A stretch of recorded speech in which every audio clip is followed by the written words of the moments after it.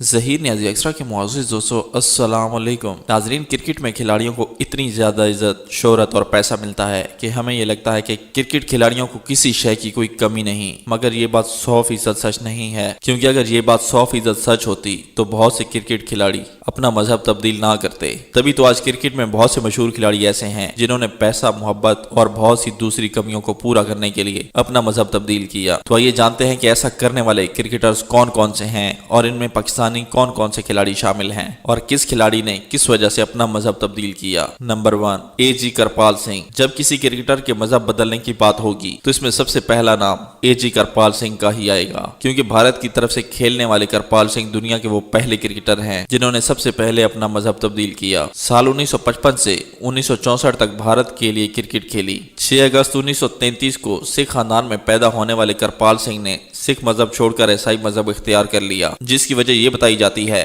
کہ cricket career کے دوران ہی ان کو ایک عیسائی لڑکی سے پیار ہو گیا تھا، جس سے شادی کرنے کے لیے انہوں نے اپنا مذہب تبدیل کر لیا۔ کیونکہ مذہب کی تبدیلی کے بعد انہوں نے اپنا نام بھی تبدیل کر کے ارنولڈ جارج رکھ لیا۔ یہ 22 جولائی 1987 کو اسی دنیا سے کوچ کر گئے، مگر اس سے پہلے انہوں نے 1950 اور 60 کی دہائی میں بھارت کے لیے 14 ٹیسٹ میچز کھیلے تھے۔ نمبر 2، کرانتے دلشان۔ سری لنکا کے مشہور ترین کرکٹر اور سابق کپتان تلنگ کرانتے دلشان کا نام مشہور کھلاڑیوں میں سر فہرست ہے، جنہوں نے پیسے اور سستی شہرت کے لیے اسلام کو چھوڑ کر دوسرے مذاہب کو اختیار کیا۔ اینٹی اسلام چھوڑ کر کافر بننے کی کہانی انتہائی ناقابل یقین ہے۔ ان کی پیدائش ایک مسلم گھرانے میں ہوئی تھی، تبھی تو ان کے والدین نے ان کا نام محمد دلشان رکھا تھا۔ مگر آپ یہ جان کر حیران رہ جائیں گے کہ دلشان جب ابتدائی تعلیم حاصل کر رہے تھے تو ان کی کرکٹ ٹیم کے سکول لیول کے کوچ نے انہیں اسلام چھوڑ کر ہندو اپنانے کا مشورہ دیا۔ اسے انہوں نے قبول کر لیا اور اپنا نام تبدیل کر کے بعد میں 16 سال کی عمر میں مسلمان سے ہندو بن کر کافر ہو گئے، جس کے بعد انہوں نے مستقل مذہب کے طور پر بدھ مت کو اپنا لیا۔ اس کا ان کو بڑا فائدہ یہ ہوا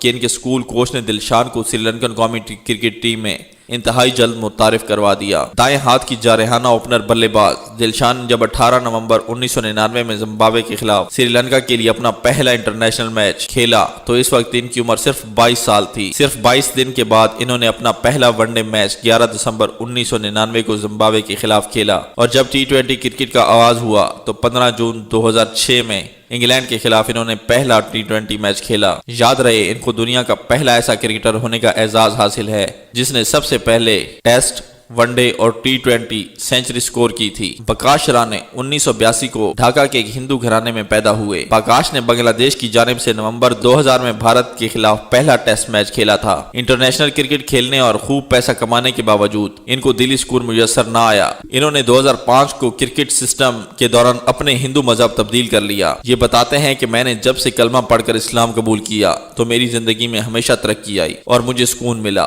جس کی مجھے ہمیشہ سے تلاش تھی۔ مسلمان ہونے کے بعد انہوں نے اپنا نام تبدیل کر کے محمد رحمان رکھا، جو آج یہ محمد رحمان کے نام سے جانے جاتے ہیں۔ سورج رندی 23 جنوری 1985 کو ایک مسلم گھرانے میں پیدا ہوئے تھے۔ ان کا نام محمد مشکوک محمد سورج تھا۔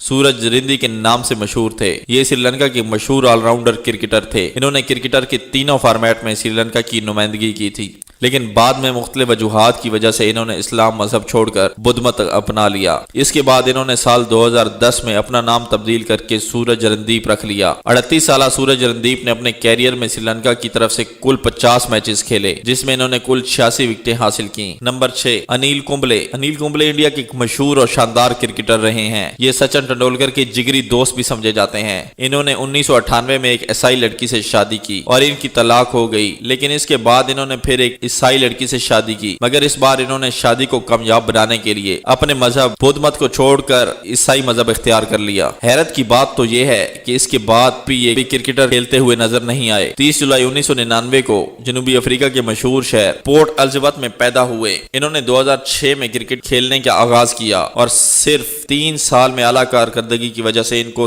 13 جنوری 2009 کو آسٹریلیا کی T20 اچھی کارکردگی کی وجہ سے ان کو 30 جنوری 2009 کو آسٹریلیا کے کے خلاف ون ڈے انٹرنیشنل میچ میں بھی موقع دیا گیا جو کہ ان کا پہلا ون ڈے میچ تھا۔ جب انہوں نے ون ڈے میں بھی بہترین کارکردگی دکھائی، اگلے ہی سال 14 جنوری 2010 کو انگلینڈ کے خلاف اپنا پہلا انٹرنیشنل ٹیسٹ میچ کھیلنے کا موقع بھی مل گیا، جسے انہوں نے اپنی بہترین کارکردگی سے یادگار بنایا۔ صرف 3 سے 4 سال میں عزت، شہرت، دولت اور سب خواہشات پوری ہو جانے کے باوجود جب ان کو دلی سکون میسر نہ آیا تو انہوں نے اسلام کا مطالعہ کرنا شروع کر دیا۔ اس طرح اسلام کا مطالعہ کرنے کے بعد وینٹ پارل نے اسلام قبول کرنے کا نہ صرف فیصلہ کیا بلکہ 30 جولائی 2011 کو کلمہ پڑھ کر مسلمان بھی ہو گئے۔ مسلمان ہونے کے بعد انہوں نے اپنا نام ولید رکھا۔ وین پارنل کے مسلمان ہوتے ہی میڈیا میں یہ خبریں سامنے آئیں کہ ان کو ہاشم معاملہ، عمران طاہر اور ان کے مینیجر محمد موسیٰ نے دباؤ ڈال کر اسلام قبول کروایا ہے، مگر یہ تمام خبریں اس وقت دم توڑ گئیں جب انہوں نے مسلمان ہونے کے بعد میڈیا میں یہ بیان دیا کہ انہیں ہاشم معاملہ، عمران طاہر اور ان کے مینیجر محمد موسیٰ نے اسلام قبول کرنے کے لیے کوئی دباؤ نہیں ڈالا بلکہ انہوں نے اپنی مرضی سے اسلام قبول کیا ہے۔ ان کا یہ بھی کہنا تھا کہ اسلام قبول کرنے کے بعد مجھے وہ سکون ملا ہے جو کبھی نہیں ملا تھا۔ یاد رہے وین پارلر نے 2016 میں جنوبی افریقہ کی مسلمان فیشن بلاگر عائشہ بکر سے شادی کر لی تھی جس سے ان کے بچے بھی ہیں اور یہ آج بھی ساؤتھ افریقہ کے لیے ہی کھیل رہے ہیں۔ محمد یوسف کی کہانی کا آغاز ہوتا ہے 27 اگست 1974 کو پاکستان کے دوسرے بڑے شہر لاہور میں پیدا ہوئے،